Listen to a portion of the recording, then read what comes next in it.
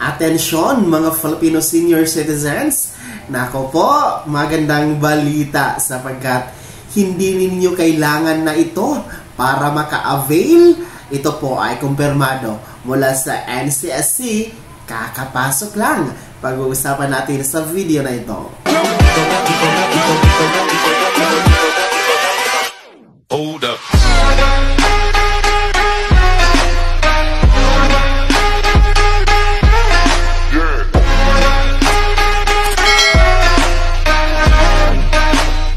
Hello mga ka-vlogs! Welcome dito sa aking YouTube channel. Magandang araw po sa lahat ng mga manonood. Saan po kayong dako sa mundo? Kumusta kayo mga ka-vlogs?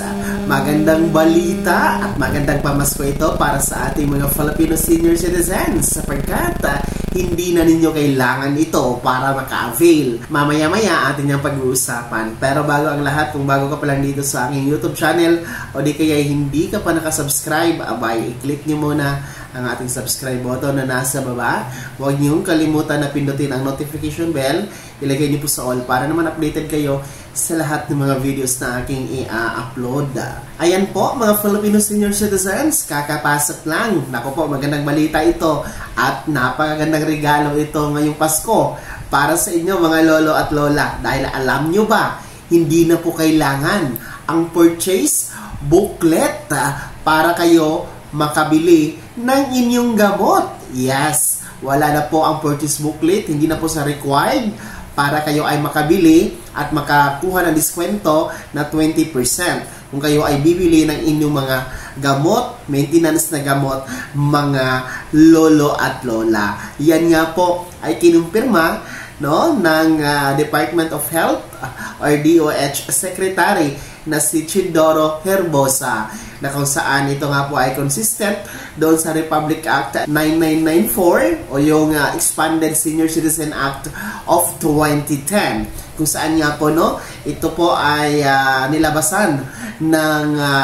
Administrative Order number 2024-0017 na kung saan hindi na po required, hindi na kailangan na ipresenta sa pagbili sa butika ng inyong mga gamot, mga maintenance na gamot para kayo maka-avail sa 20% discount. Wow, magandang balita ito at alam nyo, magandang regalo ito para sa mga lolo at lola ngayong Kapaskuhan dahil talagang pahirap yung purchase booklet, dahil kung wala kang purchase booklet, wala pong 20% discount kung kayo ay bibili ng inyong mga maintenance na gamot dyan sa mga butika, mga pharmacy.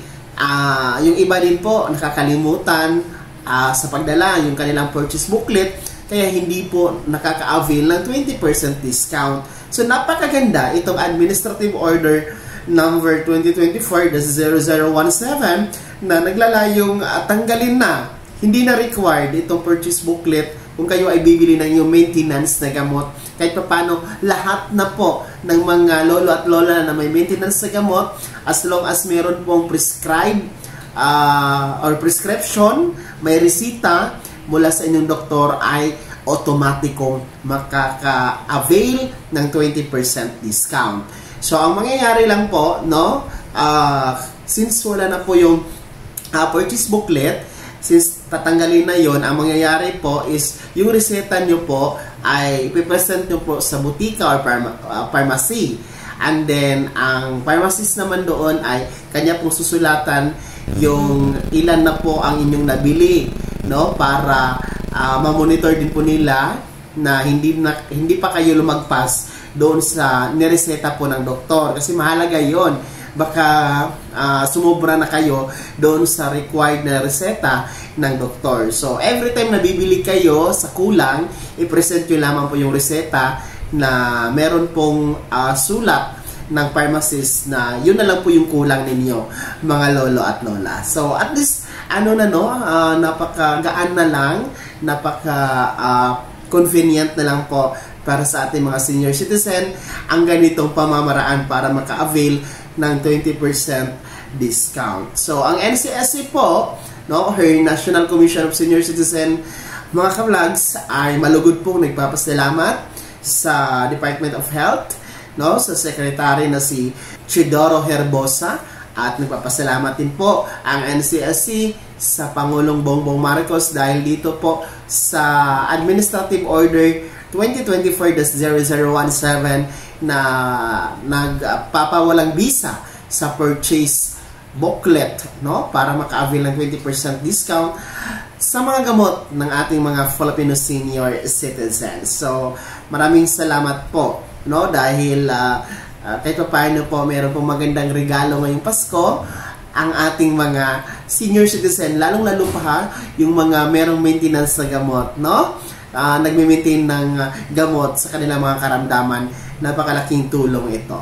Kaya naman, uulitin ko, mga senior citizen, no, hindi na po kailangan ang purchase booklet kung kayo ay bibili ng inyong maintenance ng gamot, iba pang mga gamot, no, dyan sa butika, mga pharmacy, no, hindi na kailangan ang purchase booklet. I-present nyo lamang po, ipakita nyo lamang po ang reseta ng inyong gamot mula sa inyong mga doktor. Yun lamang po ang kailangan ninyo.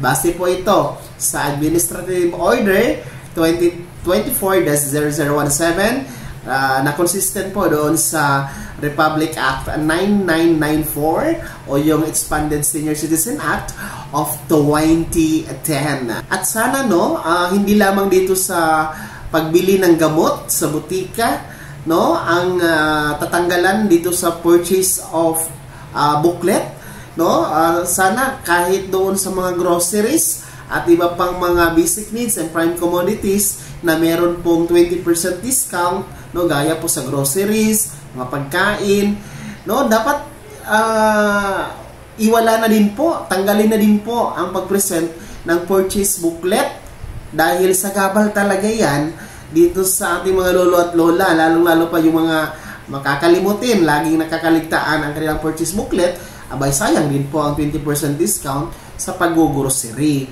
So sana lahat na lang, no, ng prime commodities and basic needs na subject for 20% discount sa ating mga senior citizen, sana lahat, no, pwede nang ma-avail na wala po ang purchase booklet. So yun yung panawagan natin, baka naman po, no, sa ating administrasyon ngayon, sa Pangulong Bongbong Marcos administration, na tanggalin na lahat ang purchase booklet na yan, no, para maging matiwasay, maging magaan na po para sa mga senior citizen, ma-enjoy na po nila ang kanilang 20% discount sa pag-avail ng mga prime commodities and basic needs. Kaya naman mga lolo at lola, ano po ang komento ninyo sa balitang ito? O ano po ang inyong reaksyon dito sa pagtanggal ng purchase booklet para sa pagbili ng inyong maintenance na gamot? Pangalawa, sang-ayon ba kayo na tanggalan na din po ng purchase booklet yung pag-grocery at iba pang basic needs and prime commodities ninyo? Lahat ng yan, i-komento nyo po sa comment section na nasa baba. Oy, maraming salamat ha dito sa mga ka-vlogs natin na sumubaybay sa ating YouTube channel sa taon na ito. Nais ko lamang po kayong batiin ng maligayang Pasko 2024. Sana'y merry po ang inyong kapaskuhan. Sana'y naging gawin ang video na to kahit paano na pag-uusapan natin ang mga mahalagang bagay-bagay na may kinalaman sa programa, ayuda at benepisyo ng ating mga Filipino senior citizen. Kung hindi ka pa nakasubscribe dito sa aking YouTube channel, maaari nyo nang i-click ang ating subscribe button na nasa baba.